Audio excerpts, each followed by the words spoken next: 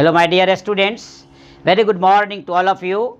पिछले लगातार लेक्चर्स में हम लोगों ने देखते आया है कि डायमेंशनल एनालिसिस को हम लोग इन डिटेल पढ़ते जा रहे हैं। Dimensional formula of some important physical quantity, कई लेक्चर से लगातार आपसे हम बने हुए हैं और आ रहा है dimensional formula of important physical quantity. आज उसी का हम लोग लगभग अंतिम पड़ाव देते हुए, चूँकि फिजिकल क्वांटिटी की संख्या तो आप जानते हैं अनगिनत है, फिर भी ओवरऑल हम लोग जो इम्पोर्टेंट 11th स्टैंडर्ड के अनुसार हम लोगों को पढ़ना था उसकी बहुत सारी जानकारी हम लोगों ने ले लिया। इनसाइड हम लोग चैप्टर्स जब इन करेंगे तो बहुत सारे फिजिकल क्वांटिटी को इन डिटेल और पढ़ेंगे। लेकिन अब हम लोग आज कुछ और ऐसे कुछ इम्पोर्टेंट डायमेंशनल फार्मूला, कुछ इम्पोर्टेंट फिजिकल क्वांटिटी का देख लेते हैं जो काफ़ी उपयोगी है। देखा जाए सम इम्पोर्टेंट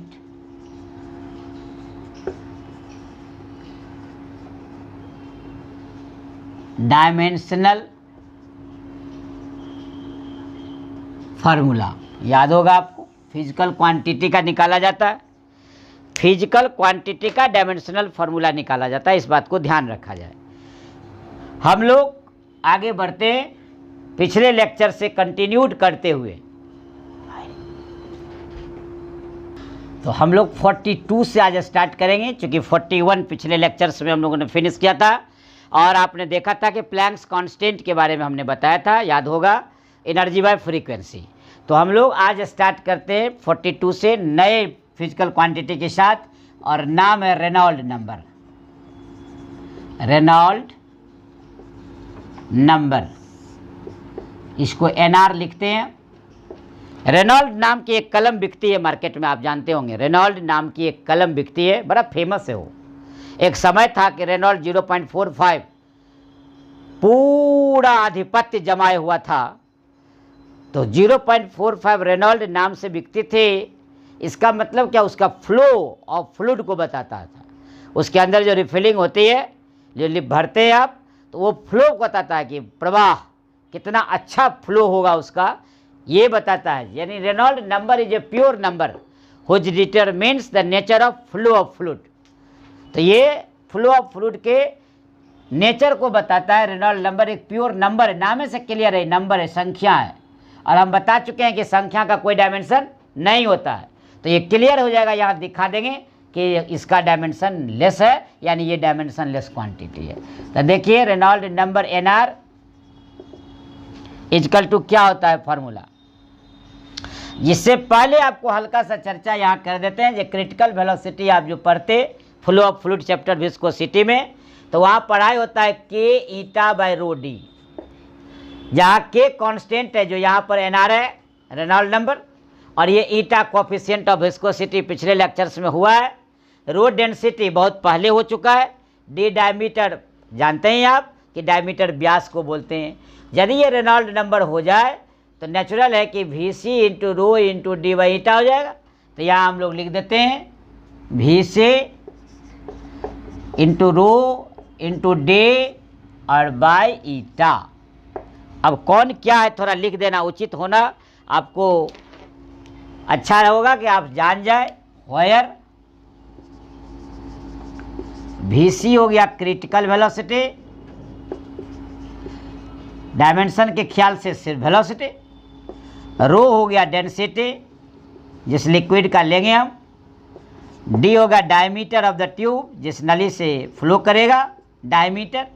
और ईटा हो जाएगा coefficient of viscosity, coefficient of viscosity. V C rho D eta clear. अब इसका डायमेंशनल फार्मूला हम लोग क्या करेंगे, भर देते हैं, देखते हैं क्या होता है, निकाल दिया जाए।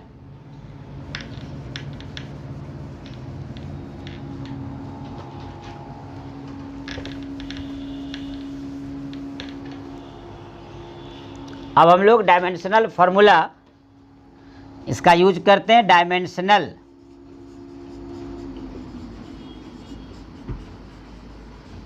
फार्मूला देखिए, वेलोसिटी का पहले से जानते हैं आप, L T minus 1। Rho density है, मास per unit volume. Ml3 minus में, और d डायमीटर है, लेंथ हो गया लंबाई L, डिवाइडेड बाय ईटा का पहले से जानते हैं आप Ml-1 T-1। यदि आपको दिक्कत हो तो आप अपना नोट्स बनाए होंगे तो ठीक, और नहीं तो फिर यूट्यूब चैनल रिबल फिजिक्स पर जाकर आप डायमेंशन एनालिसिस के लगातार लेक्चर्स को विजिट करेंगे, आपको ज़रूर ये मिल जाएगा पिछले ही लेक्चर्स में कोफिशिएंट ऑफ विस्कोसिटी का ईटा का, और उसके आधार पर आप निकाल देंगे। अब देखिए हम लोग फाइनल करते हैं इसको, एनआर को, रेनॉल्ड नंबर। देखिए गौर से ध्यान दीजिए, एल से एल मल्टीप्लाई करेंगे तो 2L हो जाएगा। अब गौर से देखिएगा 2L हो जाएगा, और यहाँ से हम ऊपर ले जाएंगे तो 3L पॉजिटिव और 3L माइनस कैंसिल, 1M से 1M कैंसिल, T-1 T-1 से कैंसिल, सारा देखिए कैंसिल आउट हो गया, तो M0 L0 T0 हो गया। अभी हम बताए थे कि नंबर हैज नो डायमेंशन, देखिए नो डायमेंशन आ गया, यानी क्लियर लिखा गया रेनॉल्ड नंबर इज और नॉट ऑफ डायमेंशनल फार्मूला, यानी रेनॉल्ड नंबर के पास कोई डायमेंशन नहीं है, नो डायमेंशन, क्लियर, इसलिए कि प्योर नंबर है। अब हम लोग देखते हैं 43 में इन करते हैं हम, 43 में लिखते हैं हम लोग हीट, हीट लिखते हैं उष्मा। आपको याद होगा हीट क्या है, is a form of energy, heat is a form of energy है, इसलिए हीट को लिख सकते हैं आप फॉर्म ऑफ एनर्जी। तो एनर्जी का जो डायमेंशन होगा उसी को हम लोग क्या करेंगे, हीट का डायमेंशन में फॉर्मूला मान लेंगे। हीट को आमतौर से Q या H से लिखते हैं, Q या H क्वांटिटी ऑफ हीट कहिए,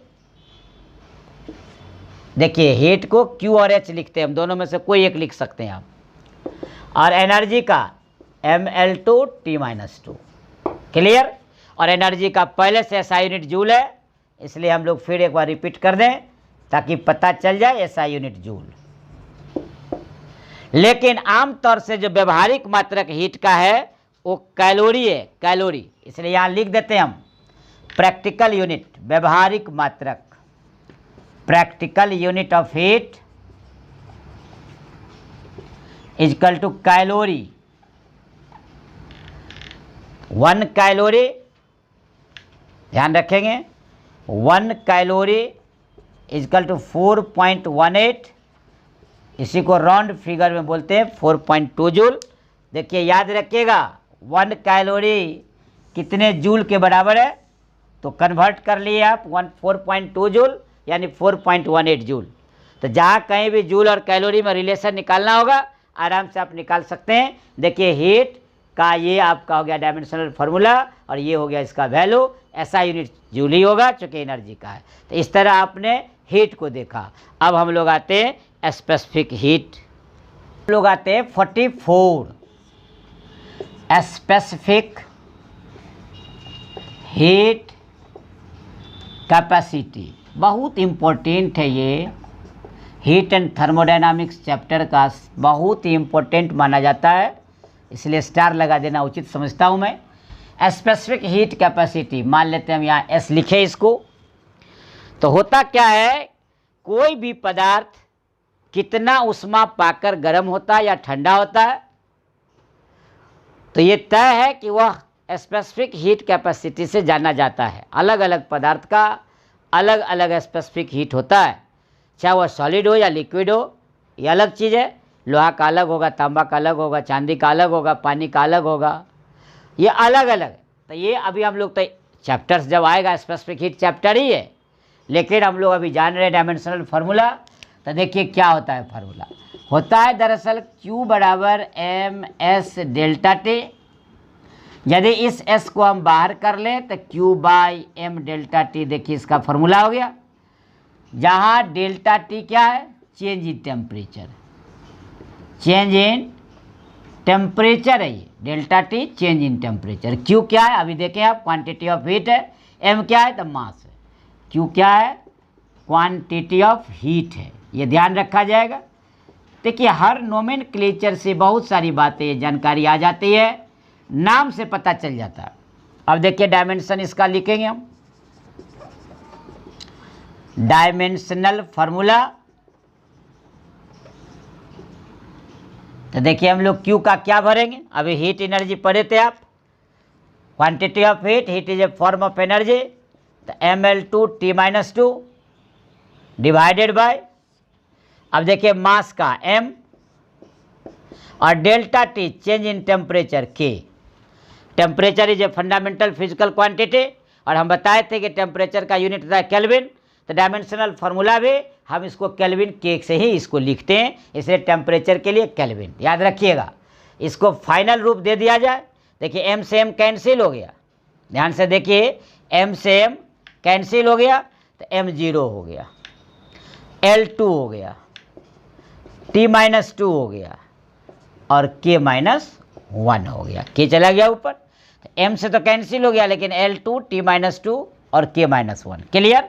अब देखिए SI यूनिट इसका जानना बहुत ही ज़रूरी है क्योंकि ये इम्पोर्टेंट है, तो SI यूनिट जान लीजिए, कितना आसान, Q heat, heat is a form of energy, energy means joule clear. Mass का kg और ये डिग्री सी में यूज करते हैं या केल्विन में, तो SI यूनिट में जाने इसलिए केल्विन कर दीजिए, तो ये केल्विन हो गया, यानी क्लियर है जूल पर kg पर केल्विन। अलग बात है कि इसका अनदर जो है हम लोग यूजफुल में लाते हैं, या करके लिख देते हैं हम, जूल पर केजी पर डिग्री सी भी यूज आता है टेम्परेचर के लिए, व्यापक तौर पर सेल्सियस का उपयोग करते हैं इसलिए हम लोग डिग्री सी भी इसका इस्तेमाल करते हैं, इसलिए जूल पर केजी पर डिग्री से, लेकिन ये आपका जूल पर केजी पर केल्विन SI यूनिट के रूप में इसका इस्तेमाल करते हैं, ये ध्यान रखा जाएगा। जब कभी हम लोग ध्यान रखेंगे डिग्री सी को केल्विन में बदलते हैं तो हम लोग 273 का एडिशन करते हैं, देखिए आप T डिग्री सी में यदि 273 ऐड कर दिया जाए, ध्यान दीजिएगा, तो यही आपका केल्विन टेम्परेचर पर बदलाव आ जाएगा। यानी जितना, जैसे 30 डिग्री सी है और 30 डिग्री सी को 273 में बदल दीजिए, ऐड कर दीजिए तो वह केल्विन में कन्वर्ट हो जाएगा, यानी degree C plus 273 is equal to kelvin. ध्यान रखेंगे ये केल्विन टेम्परेचर में बदलने का तरीका है कि आप डिग्री सी में 273 ऐड कर दीजिए तो केल्विन बन जाएगा, ध्यान रखा जाएगा। अब देखिए हम लोग आते हैं 45 में आते हैं हम लोग बोल्ट्जमैन्स कांस्टेंट, सब अब इम्पोर्टेंट चल रहा है, ध्यान से रखेंगे, बोल्ट्जमैन कांस्टेंट, बोल्ट्जमैन्स कांस्टेंट है ये, एनर्जी बाय टेम्परेचर, याद रखेंगे, एनर्जी बाय टेम्परेचर। तो एनर्जी के लिए क्या होता है डायमेंशनल, mL2T-2 और टेम्परेचर का होता है K। फाइनल क्या हो गया, mL2T-2 K-1। देखिए क्लियर हो गया, mL2T-2 K-1 that is बोल्ट्जमैन्स constant, ये याद रखिएगा, एनर्जी बाय टेम्परेचर। ये था 45। अब आते हैं हम लोग 46 में आइए, हम लोग आते हैं गैस कांस्टेंट, बहुत यूज करते होंगे आप, गैस कांस्टेंट R बोलते हैं, यानी PV बराबर होता है RT यानी nRT, ध्यान देखिए ये nRT बोलते हैं, गैस कांस्टेंट के लिए समझा जाए, PV बराबर nRT। ये जो n देख रहे हैं आप, वेयर, ये नंबर ऑफ मोल्स है, तो जब ये नंबर है तो संख्या का कोई डायमेंशन नहीं होगा, तो ये तो ऐसे ही गायब हो गया। R जो है वो गैस कांस्टेंट है, where n number of moles हो गया, P प्रेशर हो गया, V वॉल्यूम हो गया, T टेम्परेचर हो गया, P भी T अब क्लियर, और R जो है यही गैस कांस्टेंट हो गया, क्लियर हो गया, PV/RT। तो इससे आपका R निकल गया, PV/T, देखिए R इजकल टू PV/T आ गया, नंबर ऑफ मोल्स यदि 1 हो जाए तो ये गायब हो गया, ध्यान रखेंगे, R इजकल टू PV/T, ये नंबर ऑफ मोल्स कब? जब n बराबर 1। अब देखिए डायमेंशन इसका हम भर देते हैं। प्रेशर का पहले से याद है आपको, फोर्स बाय एरिया, mL/T-2 याद करिए। तो उसमें हम लोग निकाले हुए प्रेशर का mL-1 T-2, वॉल्यूम का ये L3 और टेम्परेचर का भी अभी आप पढ़े हैं केल्विन। देखिए फाइनल हो गया, ये 3 में से 1 चला गया तो 2 आ गया, तो mL2 T-2 K-1। क्लियर है? तो इसका फाइनल क्या आ गया? mL2 T-2 K-1। देखिए आपका क्लियर कर दिए, mL2 T-2 K-1 नीचे से ऊपर जाएगा। तो इस तरह आपका गैस कांस्टेंट का भी वैल्यू निकल गया, यानी डायमेंशनल फार्मूला निकल गया। अलग बात है कि गैस कांस्टेंट का वैल्यू आपको रटवा दिया जाता है, जब आप न्यूमेरिकल बनाएंगे केमिस्ट्री में तो उसमें बहुत सारी चीज़ें आपको याद कराई जाएगी, तो आपको क्लियर आ जाएगा। इस तरह गैस कांस्टेंट भी समाप्त हो गया। अब देखते हैं आगे। अब हम लोग आते हैं 47, too much important, very very important है ये, ध्यान रखेंगे। Coefficient of thermal conductivity, coefficient of thermal conductivity, इसको के से लिखते हैं, कोफिशिएंट ऑफ थर्मल कंडक्टिविटी। क्या है ये फार्मूला पहले जान लें। कहता है quantity of heat Q is equal to KA T1 minus T2 divided by D into time T।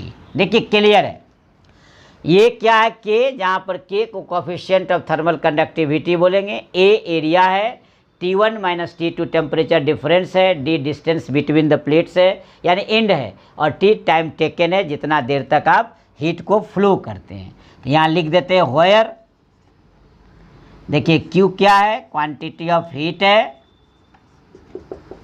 Quantity of heat है। A क्या है? एरिया है। T1 माइनस T2 क्या है? टेम्परेचर डिफरेंस है, ध्यान देंगे, टेम्परेचर डिफरेंस है, दोनों एंड का, दोनों सिरा का बीच का टेम्परेचर डिफरेंस है। D क्या है? डिस्टेंस है बिटवीन एंड्स। T क्या है? Time at which quantity of heat flows. अब ये क्लियर है, और K तो लिखा ही हुआ है कोफिशिएंट ऑफ थर्मल कंडक्टिविटी। इस आधार पर क्या हो गया, हम K को फ्री कर लें। तो देखिए K को फ्री किए तो क्या हो गया, Q into D divided by A T1 minus T2 into T। आ गया फॉर्मूला। अब हम लोग क्या करते हैं, डायमेंशनल फार्मूला बैठा देते हैं आराम से। देखिए डायमेंशनल फार्मूला को पुट कर देते हैं अलग अलग।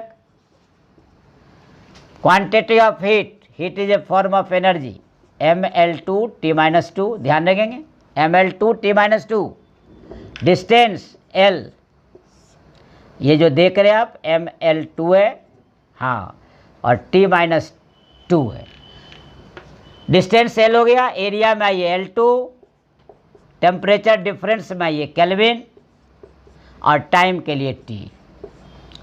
फाइनल कर लिया जाए। M देखिए अकेला कहीं नहीं, M रह गया। L में देखिए 2L यहाँ, 1L यहाँ, 3L, और नीचा में देखिए 2L, तो 3L से 2L कैंसिल, तो 1L रह गया। T देखिए नीचे से ऊपर जाएगा, T के पावर -3, और K अकेला है तो K के पावर -1। इस तरह कोफिशिएंट ऑफ थर्मल कंडक्टिविटी का डायमेंशनल फार्मूला आ गया। ध्यान दीजिए, यदि इसी को कोई ऐसा यूनिट बैठाना चाहेगा तो आराम से रख सकते हैं आप। देखिए किलोग्राम मीटर पर सेकेंड क्यूब और पर केल्विन, हो गया।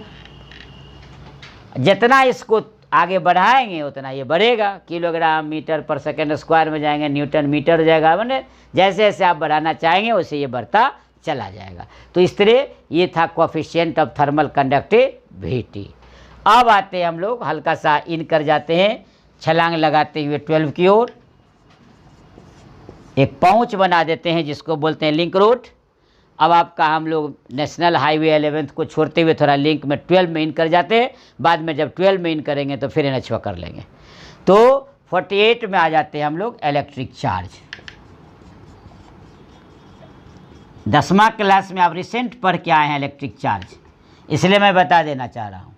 देखिए इलेक्ट्रिक चार्ज Q बराबर क्या पढ़े आप, I बराबर Q बाई टी, तो Q बराबर आई टी। देखिए I T, I into T. I क्या है इलेक्ट्रिक करंट, टी क्या है टाइम। और आई यदि फंडामेंटल क्वांटिटी खुद है ये इलेक्ट्रिक करंट, तो या तो इसका डायमेंशनल फार्मूला आई लिखिए या ये लिखिए, डायमेंशनल फार्मूला। आई का आई ही रहने दीजिए और टी का टी। अब बहुत लोग इसको लिखता है ए टी, क्योंकि आई का एम्पियर होता है। तो बहुत सारी किताब जब आप खोलेंगे तो देखिएगा ए टी मिलेगा या आई टी मिलेगा, कोई बात नहीं है, दोनों सही है। जहाँ जिसकी ज़रूरत होगी, जैसा model paper, test paper, question paper में रहेगा, उसके अनुसार हम लोग आगे बढ़ेंगे। तो इलेक्ट्रिक चार्ज का डायमेंशनल फार्मूला था। अब हम आते हैं 49, ध्यान से देखेंगे। 49 पर आते हैं हम लोग। इलेक्ट्रिक पोटेंशियल पढ़े थे 10वां क्लास में, सब मैं पढ़ा हुआ चीज़ लिख रहा हूँ, कोई नया चीज़ नहीं। इलेक्ट्रिक पोटेंशियल भी आपको मैं याद दिला दूँ, आपको रटवा दिया गया था परिभाषा, the amount of work done in bringing a unit positive charge from infinity to a point in electric field is called electric potential. तो यहाँ हम लोग डायमेंशनल फार्मूला लिखेंगे केवल, तो V is equal to W by Q. ध्यान रखेंगे, work done पर यूनिट चार्ज को बोलते हैं हम लोग पोटेंशियल, वर्क डन पर यूनिट चार्ज। देखिए डायमेंशनल फार्मूला आप आराम से लिख सकते हैं इसका, डायमेंशनल फार्मूला वर्क डन का ml2 t-2 बार बार यूज हो रहा है, चार्ज का AT ले जाइए ऊपर, तो ml2 t-3 a-1। क्लियर। देखिए यहाँ जो इलेक्ट्रिक चार्ज लिखे, तो चार्ज का ऐसा यूनिट याद होगा कूलम होता है, ऐसा यूनिट पढ़े होंगे आप कूलम। और इलेक्ट्रिक पोटेंशियल का ऐसा यूनिट वोल्ट, ऐसा यूनिट वोल्ट है। सब 10th क्लास से ये पर क्या है, इस तरह आप इलेक्ट्रिक चार्ज, इलेक्ट्रिक पोटेंशियल को भी जान गए। 49 के बाद अब आता है एकदम 50 अर्धशतक की ओर। अब हम लोग आते हैं अर्धशतक की ओर, इलेक्ट्रिक फील्ड में आते हैं। इंटेंसिटी इसको बोलिए या इलेक्ट्रिक फील्ड बोलिए, पढ़े थे आप 10th क्लास में। इलेक्ट्रिक फील्ड, तो देखिए इलेक्ट्रिक फील्ड का फॉर्मूला होता है E is equal to force by charge, force by charge F by Q, यानी फोर्स पर यूनिट चार्ज को हम लोग बोलते हैं इलेक्ट्रिक फील्ड E। फोर्स तो पहले से जानते हैं, चार्ज आपके सामने लिखा हुआ है, कोई विवाद नहीं, आराम से डायमेंशनल फार्मूला निकल जाएगा। डायमेंशनल फार्मूला देखिए आराम से क्या होगा, फोर्स का ml(t-2) और चार्ज का AT। हम लोग आराम से इसको लिख सकते हैं ml(t-3 a-1)। देखिए आराम से आ गया, ml(t-3) ये नीचे से ऊपर गया और a-1, इस तरह इलेक्ट्रिक फील्ड निकल गया। ऐसा यूनिट तो आराम से आप जानकार हो चुके हैं। अब देखिए फोर्स का न्यूटन, चार्ज का कूलम, इसलिए न्यूटन पर कूलम इसका ऐसा यूनिट। क्लियर। अब लास्ट आते हैं 51।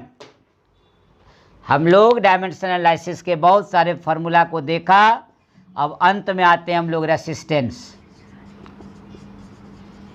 रेसिस्टेंस प्रतिरोध खूब पढ़े थे आप 10th क्लास में, ओम्स लॉ।